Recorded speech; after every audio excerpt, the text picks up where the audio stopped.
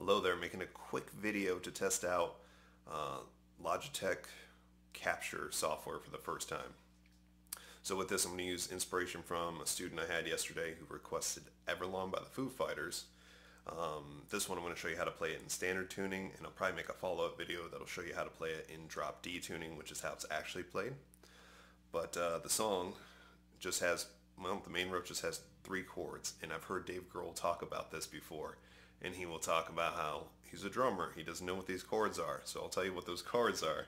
So the first chord plays the 10th fret of the 6th string, that's a D note. I'm going to add on a major third, which is the F sharp at the 9th fret of string 5, and I'm going to add on D's major 7th, which will be the C sharp at the 11th fret of string 4.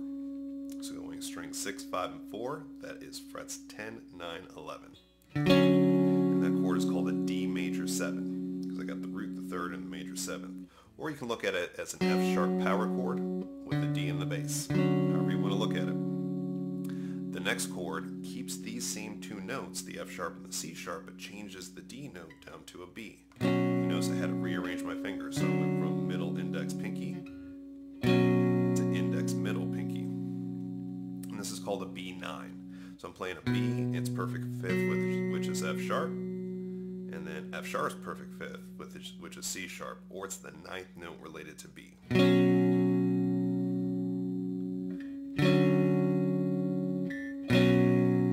The only other chord in this part is going to be the same shape as this B9, but it's going to be a G9, so I'm going to locate it 1, 2, 3, 4 frets towards the headstock. That's 3rd fret, 5th fret, 7th fret on strings 6, 5, and 4. And then back to the B9 on frets 7, 9, and 11. Alright, so the pattern to it, it's got the same 2-measure pattern to the D major 7 and the B9. And both patterns are going to start off with 2 bass notes. And then it's all about where the accents are on the higher notes. So first it's going to play it 2 bass notes and 1 accent on the higher. Then it's always going to come back to the bass note 1 time, then the accent 2 times, so it'll sound like 1 and 2 and 3 and 4 and. So it goes 1 accent, 2 accents, 1 accent. But it's going to continue into the second measure. So it's going to go 1 and 2 and 3 and 4 and 1 and 2 and 3 and 4 and. So our accents go from 1 time to 2 times, back to 1, back to 2, and then up to 3. It's almost kind of like the Fibonacci sequence. Think of where my accents are, how many times I hit those accents. Remember, I start with 2 bass notes. 1, 2, 1, 2, 3. I'm counting where those accents are. Or I'm hitting this F sharp power chord on top of that D. And it's going to do that same pattern then on the B9. So I rearrange my fingers, hit the bass note twice, then I have accents of 1, 2, 1, 2, 3. So you practice those 2 together, switching the chords and keeping that rhythm going. It's probably the most challenging part of the song.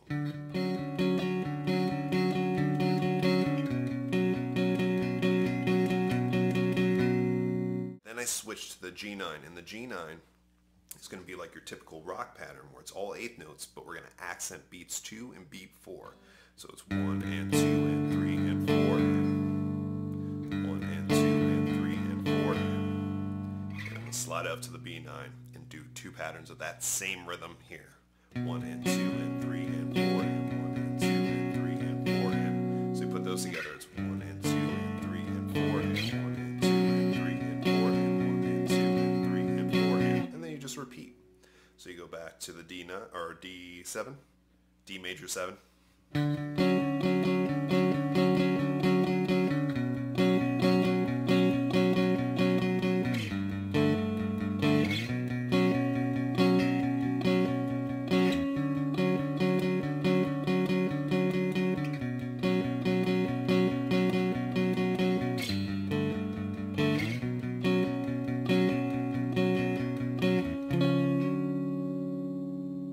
fancy ending there. Let's do a play along with a beat to the song. So the song is typically at 158, 160 beats per minute. So let's start at, I don't know, half of that. So let's do 80 beats per minute.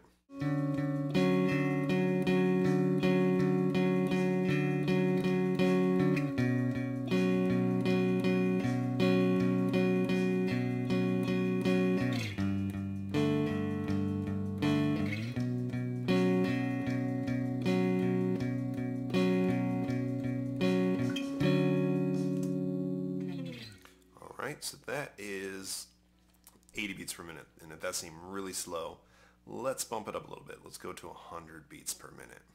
1, 2, ready, go.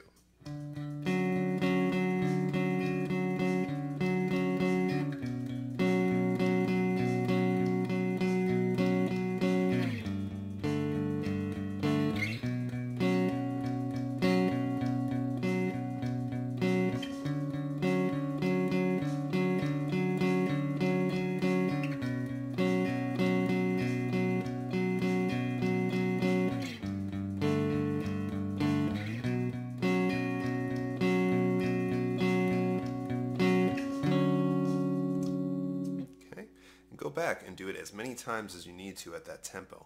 So now I'm going to do it again at, bump it up to 120. 1, 2, ready, go.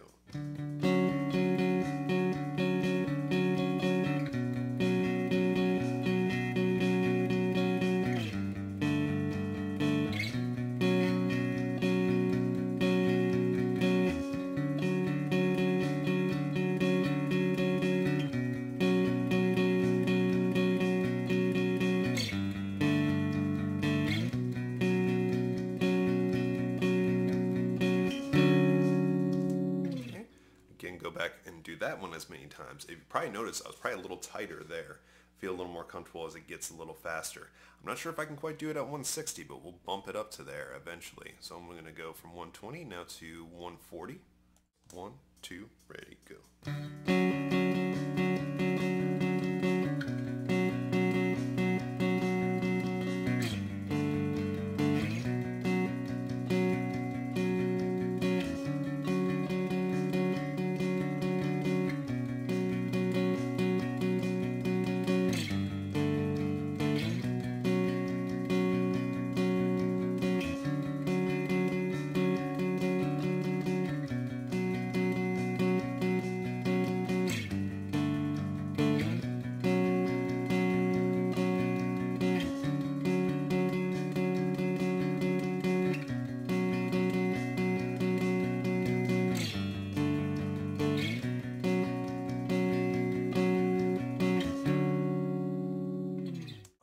So now I'm going to bump it up just a little bit more to 150 because it might get a little bit tougher as it gets faster. So we'll go more incrementally. Instead of going up by 20 beats per minute, we'll go up by 10. 1, 2, ready, go.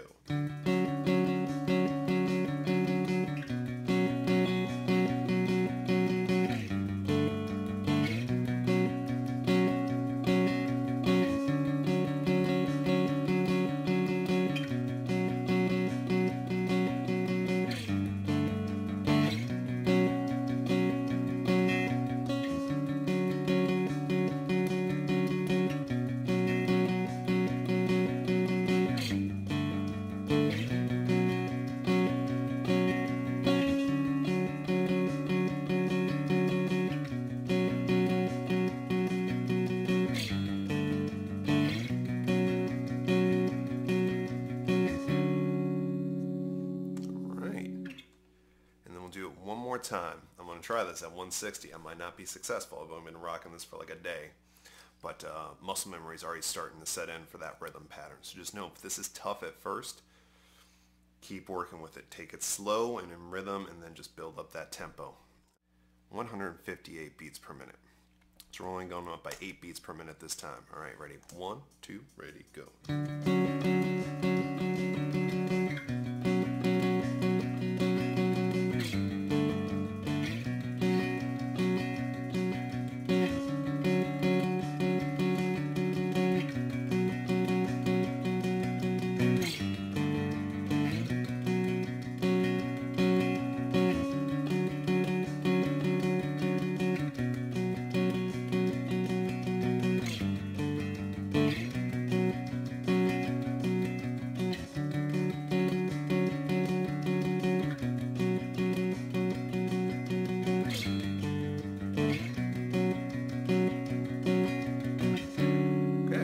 lot cleaner than I thought it was going to. So with that in mind, take it as slow or as fast as you need to get comfortable. Just set yourself goals every day to get a little better and a little better, and I'll continue to do the same.